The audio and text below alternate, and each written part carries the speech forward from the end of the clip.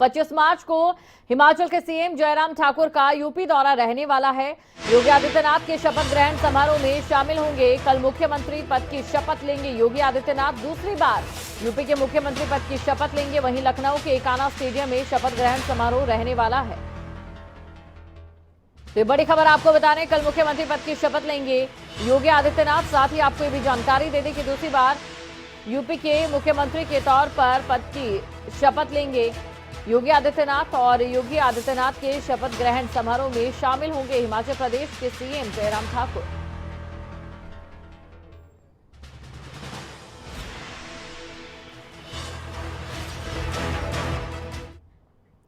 रुक करेंगे अगली खबर का। बीजेपी शिमला संसदीय क्षेत्र की बैठक हुई, जहां सुबह 11 बजे शिमला के पीटर हाउस में बैठक हुई। बैठक के बाद सीएम जयराम ठाकुर का बयान भी सामने आया।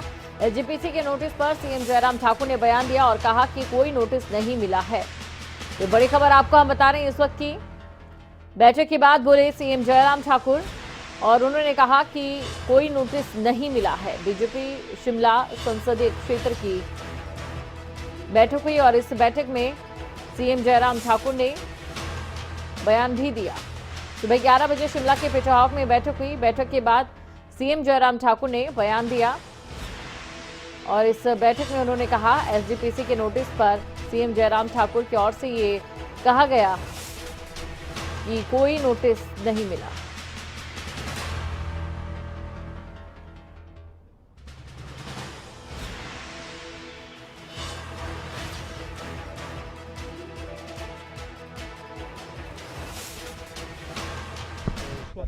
जानकारी नहीं है कि उनकी ओर से कोई नोटिस जारी हुआ और उनके नोटिस का अभिप्राय क्या है मुझे नहीं मालूम। बाकी जो हमने बात कही वो कही है। कई पार्टियां आई और फिर विलुप्त हो गई, क्योंकि थर्ड पार्टी का कोई विकल्प हिमाचल प्रदेश में नहीं है। यहां आज तक केवल 2 दलों के बीच में ही मुकाबला हुआ है। इसलिए मेरा ऐसा मानना है कि आप पार्टी के आने से हमें किसी प्रकार की दिक्कत नहीं है। दूसरा, पंजाब का कोई इम्पैक्ट हमारे ऊपर नहीं होने वाला है। मैं समझता हूं हिमाचल प्रदेश के जो जनता है बहुत समझदार है। हम हिमाचल के वोटर बहुत समझदार हैं। वो जानते हैं कि हमारे हित में क्या है और उस दृष्टि से मुझे किसी प्रकार की दिक्कत इसमें नहीं लगती। और इसी खबर पर अधिक जानकारी के साथ हिमाचल प्रदेश के ब्यूरो चीफ अरुण उनियाल हमारे साथ जुड़ चुके हैं। अरुण, जानना चाहेंगे आपसे कि इस बैठक में क्या कुछ रहा।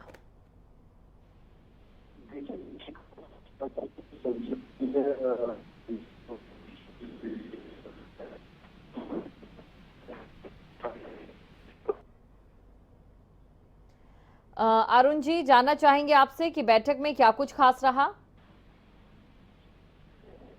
देखिए शिखा, हिमाचल प्रदेश में भाजपा अपने मिशन के दौर में है और मिशन रिपीट का।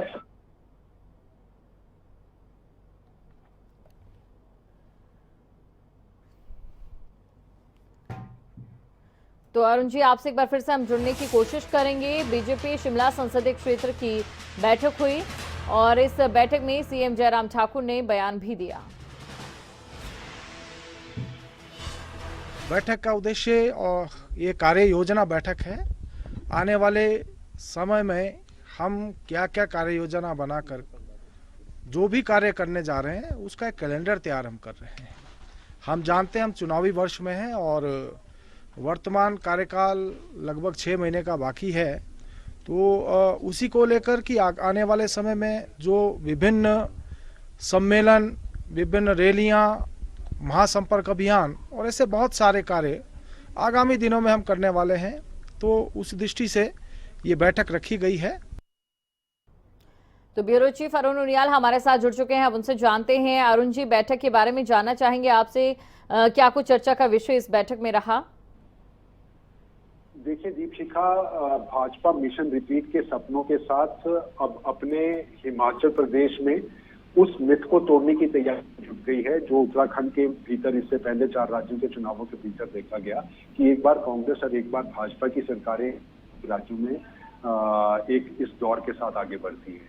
हिमाचल प्रदेश के 4 ये जो संसदीय क्षेत्र हैं उनके चौथी अंतिम जो बैठक थी भाजपा की वो आज राजधानी शिमला में आयोजित की जा रही है और मोटे तौर पर इसमें संगठन के कार्यकर्ताओं को आखिर वो किस तरीके से अपने पसीना बहाने के साथ सत्ता में लाने का काम भाजपा की सरकारों का करेंगे, उसको लेकर रोड मैप की तैयारी की गई। और 6 अप्रैल को क्योंकि भाजपा का स्थापना दिवस है, उस दिन से महासंपर्क अभियान का एक ऐलान जो है वो भाजपा ने अपनी बैठकों के दौर के साथ कर दिया है।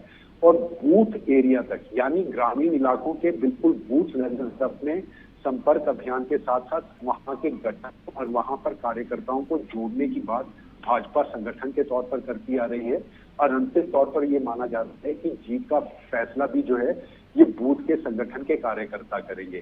तो एक तय रणनीति के तहत भाजपा आगे बढ़ रही है और उसमें अपने कार्यकर्ताओं में उत्साह जोश बढ़ने का काम यहाँ राष्ट्रीय उपाध्यक्ष सुदान सिंह ने किया है और उसी कड़ी में इसको देखा भी जा रहा है। नगर निगम के चुनाव हैं, आम चुनाव हैं, उसको लेकर भाजपा पहले ही कांग्रेस से काफी पहले आगे बढ़त बना रहा है। जी शुक्रिया अरुण, तमाम जानकारी को दर्शकों तक पहुंचाने के लिए।